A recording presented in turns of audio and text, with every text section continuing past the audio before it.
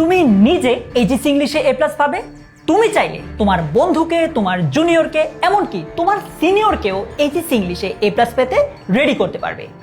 এই ভিডিওতে আমি তোমাকে এইচএসসি ইংলিশের সব সিক্রেট রিভিল করে দিব, যা হয়তো তোমাকে সব টিচার বলবে না, বাট আমার কাছে মনে হয়েছে যে বড় ভাইয়ের জায়গা থেকে আমি তোমাকে তোমার কলেজ লাইফটা শুরু হওয়ার আগেই এগুলো বলি, যাতে করে কলেজ লাইফে উঠে তুমি ধাক্কাটা না খাও। আমি এই কথাগুলো বলার সাহস পাচ্ছি কোত্থেকে বা কনফিডেন্সটা কোথায় আমার এইচএসসি 25-এর 10,000-এরও বেশি শিক্ষার্থীকে আমি এই কোর্সটাতে পড়িয়েছি।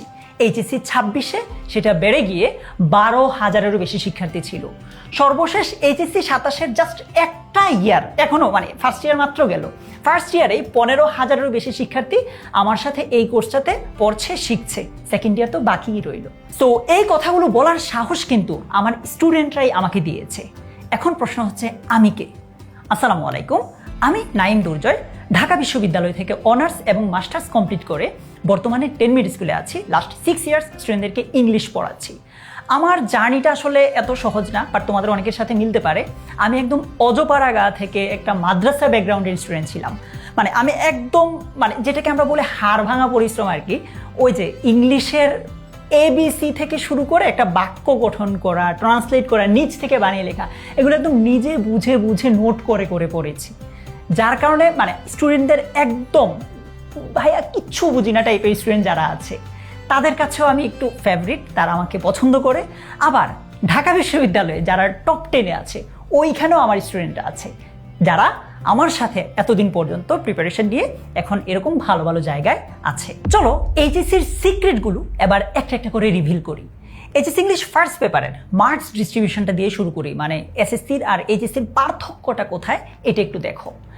এইচএসসিতে ইংলিশ ফার্স্ট পেপারে 100 নম্বর, তার মধ্যে সিন প্যাসেজ থেকেই তোমাদের বইটা থেকেই 35 নম্বর, আনসিন থেকে আসবে 25 নম্বর, রাইটিং পার্ট থেকে হিউজ 40 নম্বর আসে তোমার সিলেবাসে। তার মধ্যে দেখো ফ্লো চার্ট, তুমি কখনো পড়োই নাই। সামারি তুমি এসএসসিতে যেভাবে লিখছো এইচএসসিতে আসলে ওইভাবে লেখা যাবে না। তারপর থিম তুমি কখনো লাইফে পড়োই নাই। চার্ট, গ্রাফ, এগুলো লাইফে কখনোই পড়ো নাই। অথচ এই জিনিসগুলো যদি তোমাকে কেউ প্রপারলি গাইড করতে পারে, এই কঠিন জিনিসগুলো একদম এক চুটকিতেই সহজ হয়ে যাবে তোমার জন্য। কিভাবে? আমি তোমাকে তোমার ইংলিশ যে বইটা আছে ফার্স্ট পেপার, ওই বইয়ের একটা কবিতা দিয়ে বুঝাই ব্যাপারটা। এই যে ড্রিমস নামে একটা কবিতা আছে তোমার, এই কবিতার একটা লাইন যদি চিন্তা করো, জাস্ট র্যান্ডম একটা line, life is a broken wing bird. আমি তোমাকে হয়তো অন্যান্য অনেক জায়গায় তুমি দেখবে যে কিভাবে পড়াবে, life is a broken wing bird, জীবনটা হচ্ছে একটা ডানা ভাঙা পাখির মতো। তোমার কাছে মনে হবে ওকে ভাই পারি তো, এটার বাংলা তো পারি, ব্যাপারটা এরকম না। আমি তোমাকে আমার এই কোর্সটাতে শুধুমাত্র এসএসসির জন্য এইচএসসির জন্য রেডি করব না।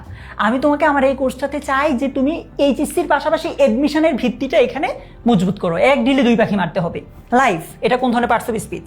এটা হচ্ছে নাউন একটা, এই যে দেখো নাউন।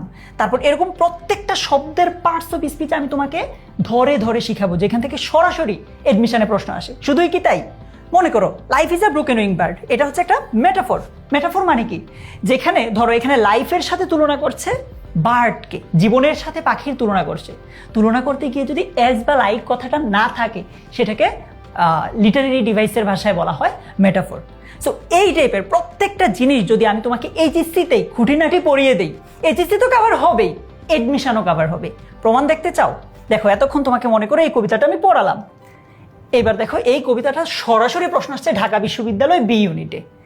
এই লেসন থেকে আরেকটা কবিতা আছে, এটা থেকে সরাসরি প্রশ্ন আসছে ঢাকা বিশ্ববিদ্যালয় এ ইউনিটে।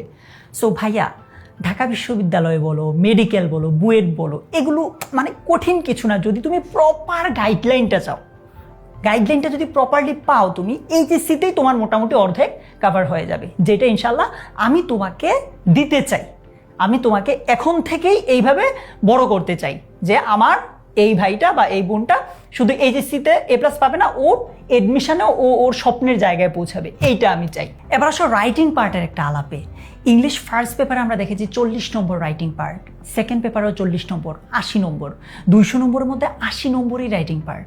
একটু তুমি কয়েকদিন আগের কথাই চিন্তা করো, এসএসসিতে ইংলিশের সবচেয়ে প্যারা খাইছো কোন দিন? প্যারাগ্রাফ মুখস্থ করা নিয়ে, অর্থাৎ রাইটিং পার্ট নিয়ে।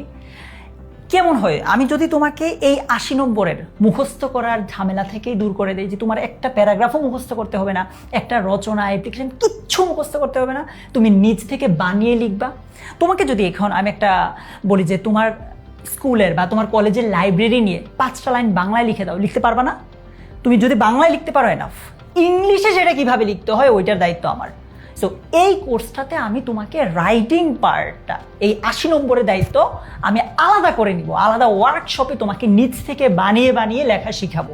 সো এই ঝামেলাটা যদি তোমার মাথা থেকে নেমে যায়, আমার কাছে মনে হয় তোমার, চিন্তা করো 200 নম্বরের মধ্যে 80 নম্বর চলে গেছে, কেমন?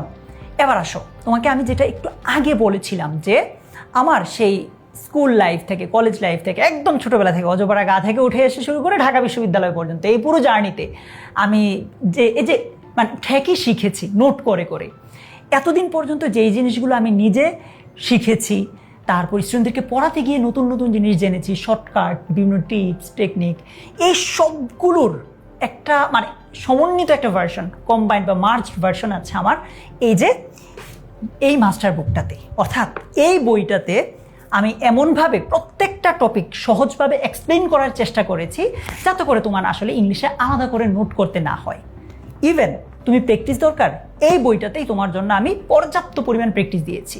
এরকম ইংলিশ ফার্স্ট পেপার এবং সেকেন্ড পেপারের দুটোই আমি এই জিনিসগুলো এখানে নিয়ে এসেছি। আমি তোমাকে একটু পরে এই জিনিসগুলো দেখাবো। যেমন আমি একটা কথা বলি, ইংলিশ ফার্স্ট পেপার যখন তুমি পড়বা এমনভাবে পড়বা যাতে সেকেন্ড পেপারও কভার হয়ে যায়, ঠিক আছে? ঢাকা বিশ্ববিদ্যালয়ে ভর্তি পরীক্ষায় ইংলিশ ফার্স্ট পেপার থেকে সরাসরি প্রশ্ন আসে। সো আমার এই বইটাতে ইংলিশ ফার্স্ট পেপারের গ্রামার হ্যাক্স দিয়েছি। কিভাবে? একটা প্যাসেজ তুমি পড়লা, প্যাসেজ রিলেটেড যা যা প্রশ্ন আসে সব পারবা, কিন্তু ওইখানে এক্সট্রা যে জিনিসটা আছে ফার্স্ট পেপারেই তুমি ইংলিশ সেকেন্ড পেপারে কিছু জিনিস পেয়ে যাবা, গ্রামার হ্যাক্স যেটাকে আমরা বলছি। এই জায়গা থেকে যে প্রশ্নটা ভর্তি পরীক্ষায় আসতে পারে, কারণ কি আমার টার্গেট এজেন্সি না, শুধু এডমিশনও। তারপর মনে করে একটা কবিতা পড়লা, কবিতা থেকে সরাসরি প্রশ্ন আসে যে এটা কোন পার্টস অফ স্পিচ দেওয়া আছে, এখানে প্রত্যেকটা কবিতার সাথে তুমি এইভাবে পাবা। তারপর তোমার পরীক্ষায় সরাসরি সামারি থেকে প্রশ্ন আসে, থিম থেকে প্রশ্ন আসে, এগুলো সহজভাবে লেখা আছে, এগুলোর বাংলা অর্থ সহ দেওয়া আছে। অর্থাৎ তোমার যেইভাবে দরকার, যেইভাবে দিলে তুমি ইজিলি বুঝবা, আর কারো কাছে যাওয়া লাগবে না, ওইভাবেই আমার এই বইগুলোতে দেওয়া আছে। মনে করো এটা একটা নোটের মতো, ঠিক আছে? বোর্ড কোয়েশ্চেন থেকে শুরু করে সব কিছু এখানে তুমি পেয়ে যাবা। সো এই তো গেল ইংলিশ ফার্স্ট পেপারের সব কিছু। এবার আসো সেকেন্ড পেপার, যেটা নিয়ে তোমরা সবচেয়ে বেশি ভয় পাও। অথচ আমার কোর্সে আসার পর আমার আগের ব্যাচের যতগুলো স্টুডেন্ট আছে তারা বলতো যে ভাইয়া সেকেন্ড পেপার এত ইজি কেন? কি সিক্রেটটা আছে এখানে আমি তোমাকে একটু বুঝাই। সেকেন্ড পেপারে গ্রামারে 60 নম্বর, তারপর রাইটিং পার্টে 40 নম্বর, যেটা আমরা অলরেডি বলেছি। যে জিনিসগুলো তোমরা একদম আগে দেখো নাই, প্রিপোজিশন তুমি আগে এসএসসিতে যা পড়ছো ওইগুলো আসলে কিছুই না ভাইয়া। অ্যাপ্রোপ্রিয়েট প্রিপোজিশন থেকে সরাসরি প্রশ্ন আসে, তারপর স্পেশাল ইউজেস, তারপর তুমি মডিফায়ার্স এসএসসিতে কখনো পড়ো নাই, প্রোনাউন রেফারেন্স এসএসসিতে কখনো পড়ো নাই, রাইটিং পার্ট তো আছে যেটা অলরেডি বলেছি। এই সবগুলো টপিক খুব সহজে বোঝানো যায় ভাই। আমি যদি পারতাম আমার এই ভিডিওটা সব স্টুডেন্টকে দেখাতাম, এই জিনিসগুলো খুব ইজিলি পড়া যায়। দেখো ভাইয়া, এই যে টপিকগুলোর কথা এতক্ষণ আমি তোমাকে বললাম, এগুলো তো এইচএসসির, অ্যাগেইন আমি বারবার বলতেছি আমার টার্গেট শুধু এইচএসসি না, এডমিশনও। সো এই টপিকগুলোর পাশাপাশি, এগুলোর পাশাপাশি এডমিশনে এই টপিকগুলো আছে যেগুলোর কথা তোমাকে কেউ বলবে না। এই টপিকগুলোরও আস্তে আস্তে করে আমি তোমাকে দিতে থাকবো। মানে তুমি ফিলও করবে না যে ভাই আমাকে এখন থেকেই এডমিশনে প্রিপেয়ার করছে, মানে এমন হবে না যে আলাদা তোমাকে একদিন আমি ইনভার্সনে ক্লাস দিচ্ছি, ব্যাপারটা এমন হবে না। তোমাকে আমি ওই টপিকগুলো পড়ানোর সময়, ফার্স্ট পেপার পড়ানোর সময় এডমিশনের জন্য এইভাবে প্রিপেয়ার করবো। তোমার মেডিকেল স্বপ্ন ইনশাল্লাহ হয়ে যাবে, তুমি জাস্ট আমার গাইডলাইনটা ফলো করবা। তুমি যদি আমাকে একটা কথা দিতে পারো যে ভাইয়া আমি এই কোর্সে ভর্তি হয়েছি, আপনার কথাগুলো ফলো করবো, মানবো, A+ আমি মানে 100% নিশ্চয়তা দিচ্ছি যে ইনশাল্লাহ তুমি A+ পাবা। বাট একটাই শর্ত, তুমি আমার গাইডলাইন ফলো করতে হবে। আচ্ছা, এই যে তোমাকে এতক্ষণ পর্যন্ত যে টপিকগুলোর কথা বললাম, এই টপিকগুলো আমি কিভাবে পড়াই স্টুডেন্টদেরকে, সবার আগে বেসিক ক্লিয়ার করে নিব। তুমি কিচ্ছু পারো না ইংলিশে, একটা বাক্য তুমি ট্রান্সলেট করতে পারো না, কোনো অসুবিধা নাই, একদম জিরো থেকে, সেন্টেন্স থেকে, টেন্স থেকে, পার্টস অফ স্পিচ থেকে তোমাকে আমি পড়াবো। একদম বেসিকটা ক্লিয়ার করব। বেসিক ক্লিয়ার হয়ে গেল, ডান। তারপর কি করব, তোমাকে প্রত্যেকটা টপিক রুলগুলো এক্সাম্পল সহ পড়াবো। এক্সাম্পলে যদি প্রিভিয়াস ইয়ারের কোনো কোয়েশ্চেন লাগে আমি সেগুলোও আনবো, তাও তুমি পড়ো, বুঝো। এক্সাম্পল শেষ, তারপর কি করব, প্র্যাকটিস করাবো, শুধু প্র্যাকটিসের উপর কোনো কথা নাই। প্র্যাকটিস আলাদা ক্লাস দিব, প্রত্যেকটা টপিকের আলাদা ক্লাস হবে। প্র্যাকটিসও হলো, প্র্যাকটিস করতে গিয়ে তোমার অনেক ঝামেলা হবে। ভাইয়া আমি নিজে যখন বাসায় প্র্যাকটিস করতেছি পারতেছি না, এইখানে ইন না হয়ে অফ কেন হলো ভাইয়া, এই ধরনের অনেক প্রশ্ন থাকতে পারে তোমাদের, স্বাভাবিক। তোমাদের মাস্টার বুকে, আমি একটু আগে তোমাকে এই যে মাস্টার বুকটা দেখাইলাম তোমাদেরকে, সেখানে আমাদের এই ইংলিশ সেকেন্ড পেপারগুলো কীভাবে দেওয়া আছে, জাস্ট একটু র্যান্ডম আমি যদি তোমাকে একটু দেখাই আর কি। দেখো প্রিপোজিশন, যেটা নিয়ে তোমরা অনেক বেশি প্যারা খাও, একদম চিত্রসহ প্রত্যেকটার ব্যাখ্যা দেওয়া আছে, গ্রামার হ্যাক্স আলাদা আলাদা দেওয়া আছে, যেগুলোতে তোমাদের একটু কনফিউশন কাজ করে। একদম সব কিছু দেখো, আমি জাস্ট এগুলো এমনি তোমাকে দেখাচ্ছি যে আমার নোটটা তোমাকে কিভাবে দিচ্ছি আর কি, ঠিক আছে? আমার নোটেরই একটা প্রিন্টেড ভার্সন এটা বলা চলে। সো আমি যে জায়গাটাতে ছিলাম যে ভাইয়া আমি প্র্যাকটিস করতে গিয়ে পারছি না, এই জায়গায় আটকে গেছে, অফ না হয়ে ইন কেন হলো আমাকে একটু বলেন। এইটার জন্য থাকবে প্রতি সপ্তাহে কিউএনএ সেশন, যেখানে সরাসরি জুমে তুমি আমার সাথে কথা বলতে পারবা, আমাকে কোয়েশ্চেন করতে পারবা। আমার যতটুকু মনে পড়ে যে এইচএসসি 26-27 এমনও হয়েছে যে কিউএনএ সেশনে মানে স্টুডেন্টরা আমাদেরকে যখন কোয়েশ্চেন করতে করতে রাতের 1টা-2টা বেজে গেছে। মানে একদম যেটা বললাম যে যতক্ষণ পর্যন্ত তোমার প্রশ্ন শেষ না হবে ততক্ষণ পর্যন্ত আমি তোমার সাথে আছি। আচ্ছা, তোমার এইচএসসি 28-এর জার্নিটা কিন্তু মানে তুমি তো এসএসসি 26 ছিলে এতদিন পর্যন্ত, এখন হয়ে গেল এইচএসসি 28। এই জার্নিটা কিন্তু অলরেডি শুরু হয়ে গেছে। যেমন তোমার এক্সাম শেষ হয়েছে 14 জুন, মানে জুন মাসে এক্সাম শেষ হয়েছে, তোমার রেজাল্ট দিতে পারে হচ্ছে আনুমানিক অগাস্টের দিকে, এটা মনে করি অগাস্টের দিকে রেজাল্ট দিতে পারে।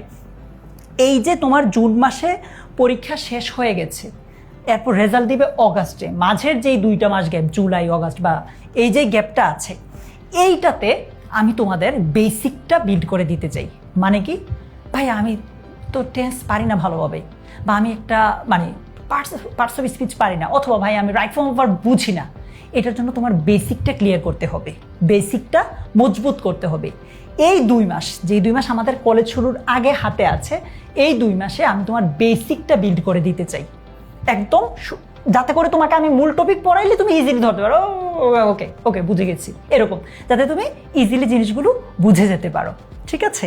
সো এই 2 মাসের আমার দায়িত্ব এটা, যে তোমাকে বেসিকটা ক্লিয়ার করে ফেলা। আমার এই কোর্সটাতে আর কি কি থাকছে, অনেকের মনে প্রশ্ন, ভাইয়া English first paper second paper কি আলাদা আলাদা কিনতে হবে? না, আলাদা কিনতে হবে না, একসাথেই ফার্স্ট পেপার সেকেন্ড পেপার পুরোটা একসাথে, পুরো সিলেবাস শেষ করে দেওয়া হবে। সপ্তাহে 2টা লাইভ ক্লাস হবে। তুমি যদি এই কোর্সে মনে করো আজকে ভর্তি হলা, কথার কথা আজকেই তোমাকে এইচএসসি 27-এর সবগুলো ক্লাস দিয়ে দিব, যাতে করে তুমি ক্লাসগুলো দেখতে পারো, এখন থেকেই চাইলে শুরু করতে পারো, এটা তোমার উপর আর কি। আচ্ছা, এই যে ক্লাসে আমরা দাগায় পড়াই, এটার স্লাইডটা তোমাকে দিয়ে দিব, আলাদা করে নোট খোঁজার জন্য অমুক বন্ধুর কাছে তমুক বন্ধুর কাছে যাওয়ার কোনো দরকার নাই। ক্লাসে এছাড়া পোল থাকছে, এক্সাম থাকছে, মাস্টার বুকের কথা তো বললাম, এরপর রাইটিং পার্টের জন্য স্পেশাল যে ওয়ার্কশপ আছে সেটার কথা তো বললাম, এই সবগুলো কিন্তু এই একটা সিঙ্গেল কোর্সেই আছে। তারপর মনে করো তুমি কোনো কারণে একটা লাইভ ক্লাস মিস করে ফেললা, ওইটা কি হারাই গেল, আর পাবা না কোনোদিন? এটার রেকর্ডেড ভার্সনটাও কিন্তু আমরা অ্যাপে দিয়ে রাখবো, ঠিক আছে? এই যে এতক্ষণ পর্যন্ত আমি তোমাকে বললাম কথাগুলো, এখনই দৌড় দিবা কোর্স কিনতে, দরকার নাই। তুমি আমার একটা ক্লাস আগে দেখো যে আমি কিভাবে অ্যাকচুয়ালি পড়াই এইচএসসিতে, তারপর যদি তোমার কাছে মনে হয় যে তুমি বুঝতেছো আমার পড়া, তাইলে ভর্তি হও, না হয় শুধু শুধু আঙ্কেল আন্টির টাকা নষ্ট করে লাভ নাই, ঠিক আছে? ক্লাসটা কিভাবে করতে হবে, তুমি এমনি স্কুলের যে অ্যাপটা আছে বা ওয়েবসাইটটা আছে সেটাতে যাবা, এরকম একটা ইন্টারফেস আসবে। তারপর আমরা যেহেতু এইচএসসি 28 ব্যাচ, এইচএসসি 28-এ ক্লিক করবো। আমাদের টার্গেট হচ্ছে ইংলিশ একটা ক্লাস করে দেখা, দুর্জয় ভাইয়ের একটা ক্লাস করে দেখবো, ভালো লাগলে কিনবো, না লাগলে দরকার নাই। সো এখানে ক্লিক করার পর এই যে দেখো, এইখানে একটা ভিডিও আছে, এখানে একটা ভিডিও আছে। সেকেন্ড পেপারে একটা ক্লাস করে দেখতে চাও, যেহেতু তোমার কাছে কঠিন লাগে, দেখো এখানে তুমি সেকেন্ড পেপারে ক্লাসটা করতে পারবে, এখানে ক্লিক করলেই বড় স্ক্রিন হবে। ফার্স্ট পেপারে একটা ক্লাস করে দেখতে চাও, সেকেন্ড ভিডিওটাতে ক্লিক করবা, দেন তুমি এখানে ফার্স্ট পেপারে ক্লাসটাও করতে পারবা। আবারও বলছি, তোমার যদি অ্যাকচুয়ালি আমার ক্লাসটা ভালো লাগে তাহলে ভর্তি হয়েও, আদারওয়াইজ টাকা পয়সা নষ্ট করার দরকার নাই, অন্য যার কাছে তোমার পছন্দ তার কাছে যেতে পারো। এবার আসো আরেকটা মজার জায়গায়, যেখানে অ্যাকচুয়ালি আমি তোমাকে দেখতে চাই। মনে রাখবা, তুমি আমার ছোট ভাই বা বোন হিসেবে এই কোর্সে ট্রিট হবা, তুমি আমার স্টুডেন্ট না, তুমি আমার ছোট ভাই বা ছোট বোন। সো আমি তোমাকে এই অনিন্দিতার জায়গায় দেখতে চাই। অনিন্দিতা হচ্ছে স্টুডেন্ট অফ দ্য মান্থ, অর্থাৎ এই যে তুমি আমাদের সাথে পড়াশোনা করছো, অ্যাকচুয়ালি ভালো করছো না মন্দ করছো, এটা কি আমরা ছেড়ে দিব? একদমই না। আমরা তোমার একদম রিপোর্টগুলো দেখি, যে কে সবচেয়ে ভালো করতেছে, কে ক্লাসগুলো রেগুলার করতেছে, এক্সামগুলোতে কে ভালো করতেছে, এগুলো আমরা ট্র্যাক করি। ট্র্যাক করার পর প্রতি মাসে student of the month award দিই, আমরা ঘোষণা করি যে ও হচ্ছে এই মাসে সবচেয়ে ভালো করেছে। অ্যান্ড অনিন্দিতার জায়গায় আমি তোমাকে দেখতে চাই। আমার ভিডিওর মূল কথা শেষ, এখন জাস্ট আমি তোমাকে বড় ভাইয়ের জায়গা থেকে লাস্ট একটা দুইটা কথা বলতে চাই যে তোমাদেরকে আমি ক্লাস 8 থেকে, এমন অনেকেই আছো ক্লাস 8-7 থেকে পড়াচ্ছি। মানে আমার এসএসসি পরীক্ষা দিয়েছো কিছুদিন আগে, সামনে এইচএসসি পরীক্ষা দিবা, মানে আমার দায়িত্বটা আমি এখানে আসলে শেষ করতে পারতেছি না। মানে কি একটা মিস করতেছি, যেটা আমি অলওয়েজ করি।